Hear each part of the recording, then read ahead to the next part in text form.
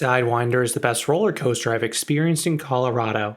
Located at Elitch Gardens, this is a rare aero shuttle loop. The layout is basic, but do not be fooled. This ride is a powerhouse, and I will explain why in this review. In 1977, the two most prominent steel coaster manufacturers unveiled launch shuttle coasters. These were two of the earliest rides to feature launches. Schwarzkopf created the shuttle loop. This would blast riders out of the station through a vertical loop and up a spike, before reversing direction. Meanwhile, Aerodynamics debuted the launched loop. Guests climbed a tower, and their train was thrusted down a drop, into a loop, and up another platform. After parking, the train would be propelled backwards to repeat the course in reverse. Aero would build 8 of these rides. Meanwhile, Schwarzkopf would build 13 of their shuttle loops. Why was the Schwarzkopf version more popular? 1. It featured a punchier launch. It could accelerate guests to double the speed of the launch in the Aero launched loop. 2. And more importantly, shuttle loops were preferable from an operations standpoint. These rides loaded at ground level. Guests hate climbing the tower in the Aero versions. It is reminiscent of a water slide. Additionally, the Aero versions require additional staffing. The Schwarzkopf shuttle loops only need to staff the load platform. The Aero versions need to staff the load platform and the far platform where the train reverses directions. I am surprised this was never automated. The Aero rides are also susceptible to downtime. There are only 3 remaining. Revolution at Blackpool Pleasure Beach seems to run reliably, but Diamondback at Frontier City and Sidewinder at Elitch Gardens are frequently closed. With regards to Sidewinder, this particular version was closed for 2.5 years from 2023 until mid-2025, and it was due to mechanical issues. I have heard this ride can sometimes be closed on weekdays as well for staffing purposes, so if you want to maximize your odds of riding this, your best bet is during peak weekends. Part of the reason this ride may have some issues is that it's old and has moved multiple times. This ride originally opened in 1980 as Roaring Tornado at Magic Springs in Arkansas.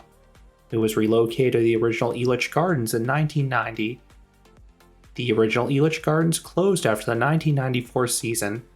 While controversial, the park was small and had no room to expand. They found a bigger plot of land in downtown Denver for a new park. While several flat rides were relocated, most coasters were demolished. The lone exception was Sidewinder. This was moved to the new location, which opened with the park on Memorial Day weekend in 1995. Originally, this ride had an all-white paint scheme at Magic Springs in the old Elitch Gardens. Now it features a more vibrant green track. This ride also has a very interesting location. It is placed smack dab in the center of the park. This gives quite a bit of energy to the midways whenever it cycles, and 2 of the park's main pathways cross directly underneath it. That makes it all the more frustrating whenever this coaster is closed, because you cannot avoid it. Accessing this attraction is quite literally a hike though. The queue consists of a 5-story corrugated metal staircase.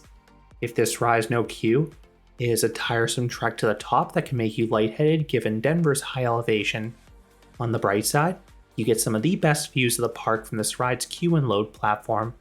It essentially doubles as an unofficial observation deck, offering prime views of both the park and Denver. Then when you disembark, you need to hike down the tower. So if you want to marathon this ride, it is one heck of a workout constantly climbing up and down.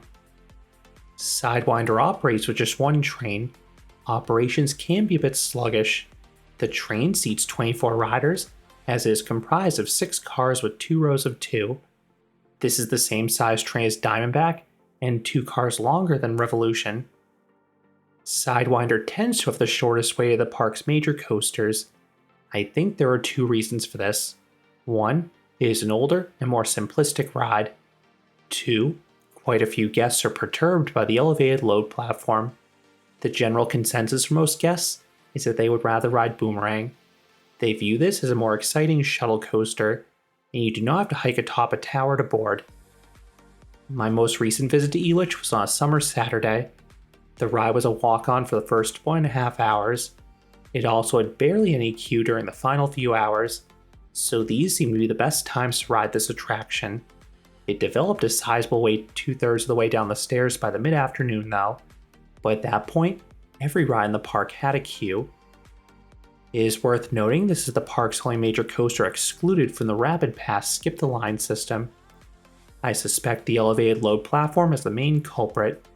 It would have either been costly to construct an additional staircase, or it would have been a logistical nightmare routing people up the exit. At the end of the queue, the park admits 1 or 2 train loads of people onto the load platform. There is zero shade up there, so it can be rather uncomfortable on a warm day. It is also worth noting the platform will shake rather violently whenever a train launches at the start. It is definitely unnerving for novice riders or those scared of heights. The operators will encourage riders to fill each row evenly, but you can choose to wait for a specific row if desired. This coaster is best on the ends of the train. That way, you get to experience one of the drops in full. It then comes down to personal preference. Do you want to experience the extreme ejector airtime going forwards or backwards? I personally prefer to sit up front. That way, I am launched skywards in the backwards drop. Backwards ejector airtime is exceedingly rare and such a thrilling sensation. I really wish it was more common, and I cannot get enough of it. Riders are restrained by over-the-shoulder harnesses. The restraint itself is profiled similarly to a lot of the aero loopers, but the grab handles are comically oversized. This was in response to a fatal accident on lightning loops at Six Flags Great Adventure in the 1980s. A guest accidentally sat atop the restraint and fell out. The oversized grab handles prevent someone from sitting atop the restraint. Once you get the all clear, you are accelerated directly out of the station. This ride uses a rare electric winch launch. Whereas most launches are contactless and pull you down the track, this one is a carriage that physically pushes the train forwards from the back. While unique, it objectively is a weak launch, but it does the job. This is because you are hurtled over a 47-foot or 14-meter drop. You get some weak floater in the front and a respectable airtime pop in the middle rows, but this element is special in the back rows. You get an ultra-abrupt burst of strong ejector airtime. Aero drops are notorious for doing this, but Sidewinder takes it to another level because you're already traveling at a decent clip over the crest. Just brace for the landing. The pullout slams you back into your hard seat. The train will shuffle a bit here as well. If you can get past that, you can enjoy the powerful 4Gs. Those continue in the vertical loop that, interestingly, is the tallest element on the ride at 56 feet or 17 meters. Yes, this loop is actually taller than the drop-in platform itself. In front, you are thrusted through this, so you experience extremely strong positive Gs. In back, the ascent is tamer, but the train is yanked through the second half for intense positive Gs. The experience is milder overall in the middle because the forces are more balanced, but the Gs are still very strong. No matter where you sit, it is definitely possible to gray out here. You then rise up the far tower. In front, you get a solid ejector pop here. In the middle rows, you'll get a little floater. You won't lift out your seat in the rear rows though, as the train is decelerated too much. You then roll forwards and grind to a stop in front of the other operator. The train then slowly creeps forwards onto the box for the reverse electric winch launch. You then smoothly tap into the box to await for launch 2. Elitch Gardens had this reprogrammed during the multi-year closure to be smoother. Previously on this version, and the other launched loops, the train would jarringly collide into the box. While this is better for the structure and a more comfortable experience for riders, this did increase the cycle time by roughly 30 to 40 seconds. On the bright side, you do get a nice view overlooking Mind Eraser and the Platte River. After your brief intermission, you are launched backwards. This launch is also weak in power, but you have the anticipation of the impending drop because you can't quite see when it starts.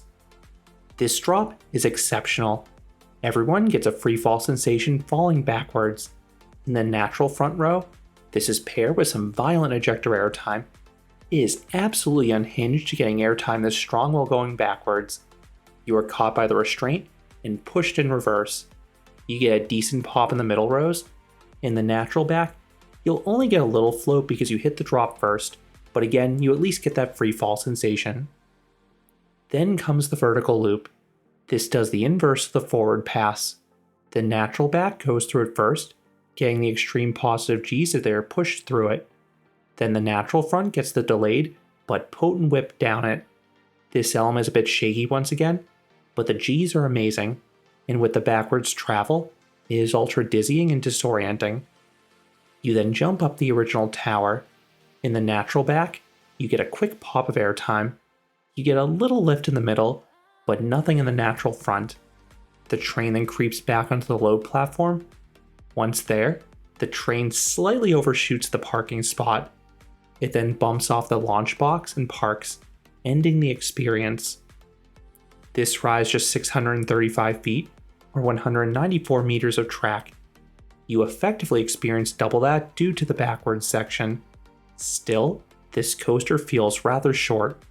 While the overall cycle time is close to 2 minutes, much of that time is waiting for the launches and braking. You truly have roughly 30 seconds of prime ride time. At least that time is memorable though. The pacing during the main layout is great. The parts where you're going fast are action-packed. Just know you have the dead spots on the far end waiting for launch 2. Then in terms of smoothness, this ride is fine. Some of these older arrows can be headbangers, specifically on the turns and corkscrews.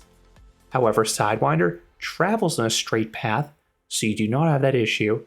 The pullout and loop itself shakes, but it did not cause any headbanging. What would I rate Sidewinder? I would give this coaster a 7.5 out of 10. This is a very good ride. While short, it is a punchy experience. The drops pack a wallop on the ends of the train. I particularly love the ejector airtime you can experience in reverse. Then the vertical loop is intense, disorienting, and powerful. I now have ridden all 3 of the arrow launched loops. This and Diamondback are close in quality. I slightly prefer Diamondback. I prefer the faster pacing in that one, as you have less of a hold on the far platform. And I know this is a dumb reason, but it's a more pleasant experience accessing Diamondback. The staircase is shorter, and the lower city elevation prevents me from getting lightheaded when I marathon this ride. Revolution is a distant third. That's still a good ride, but that one is a shorter 4-car train, so the airtime is not quite as intense. Sidewinder is definitely my favorite coaster at Elitch Gardens, and as of now, it is my favorite coaster in Colorado. I could potentially see Cyclone Lakeside topping it, but that coaster has unfortunately been closed for a few years. Hopefully, it reopens later this year though. Those are my thoughts on Sidewinder at Elitch Gardens, the rare arrow launched loop. What are your thoughts on this coaster? Do you agree it's the best coaster in Colorado? Let me know down in the comments. If you enjoyed this review, I would appreciate it if you gave this video a like, and you consider subscribing, because there'll be a lot more roller coaster and amusement park videos here at Canopy Coaster. Thanks for watching.